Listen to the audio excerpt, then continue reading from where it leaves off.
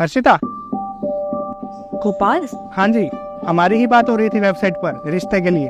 अबे यार, फोटो में तो ढंग का लग रहा था, सामने से तो बहुत बेकार है। अब सर, ये व्हाइट फॉर्च्यूनर आपकी है ना? हाँ जी भैया, सर ये कार की। Thank you. आपके पास फॉर्च्यूनर है? हाँ, पिछले ही साल ली थी, लेजेंडर। नाइस। आप अपने बारे में बताइए। मैं क्या बताऊँ अब, आप पूछिए, आपको जो पूछना है वही बता दूंगा मैं आपको। देखिए, मैं आपको सीरियसली बता दूं, मैं सच में शादी करना चाहती हूँ, लेकिन अगर आप मुझसे टाइम पास के लिए यहाँ मिलने आए हैं तो आई एम सो सॉरी। नहीं नहीं, मैं भी सीरियस ही हूँ शादी को लेकर। मैं ना अब तक बहुत सारे लड़कों से मिल चुकी हूँ, लेकिन मेरा अब तक का एक्सपीरियंस बहुत बेकार रहा है। इसीलिए मैं हमेशा अपने साथ कुछ कंडीशंस लेकर चलती हूँ। अच्छी इनकम होनी चाहिए। हाँ, 50 लाख का पैकेज है मेरा। स्टेटमेंट दिखाओ। दिखाइए दिखाइए। ये लीजिए। सही है। स्ट्रॉन्ग बैकअप, खुद का घर, किसी भी तरह के कपड़े पहनने की फ्रीडम, खाना बनाने के लिए काम वाली चाहिए, हर 3 महीने बाद एक शिफ्ट होनी चाहिए। मेरा मन आएगा तो मैं जॉब पे जाऊंगी, नहीं तो नहीं जाऊंगी। 3 साल बाद बच्चा प्लान करेंगे और इन-लॉज अलग रहेंगे। बस? हाँ, बस यही। यार आप तो बहुत डाउन टू अर्थ हो। आपके तो बहुत कम कंडीशंस हैं। नहीं तो आजकल लड़कियों की तो एक्सपेक्टेशंस बहुत ज़्यादा है ना? हाँ, लेकिन मैं भी कुछ कंडीशंस लेकर चल रहा हूँ आजकल, तो अगर आप वो भी सुन लेगी तो सही रहेगा। ओके, बताइए।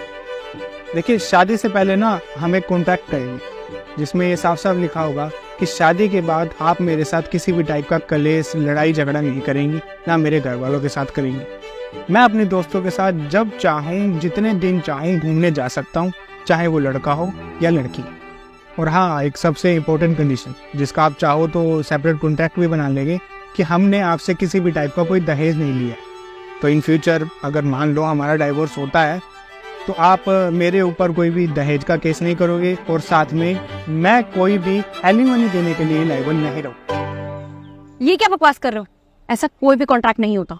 तो मैडम, ऐसी कोई कंडीशंस भी नहीं होती, और अगर होती है ना तो मेरी कंडीशंस भी माननी पड़ेगी। देखिए, कंडीशंस ना सिर्फ लड़की वालों की होती हैं, लड़के वालों की नहीं। और अगर शादी करनी है तो ये सब तो आपको एक्सेप्ट करना पड़ेगा। आप ना मुझे एक वैलिड रीजन दे दीजिए जिससे मैं आपकी कंडीशंस मानूं। क्योंकि मैं अपना घर छोड़ के तुम्हारे घर आऊंगी, मैं तुमसे शादी करूंगी। और क्या चाहिए तुम्हें?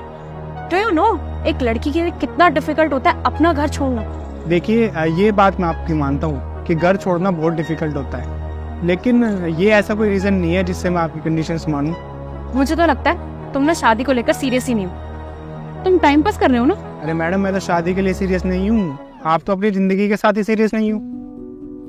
देखिए मैडम, अभी तो आप जवान है, सुंदर है, आप ना ये सारी कंडीशन लेकर बाजार में घूमिए और मैं 100% गारंटी लेता हूँ कि आपको लड़का नहीं मिलेगा।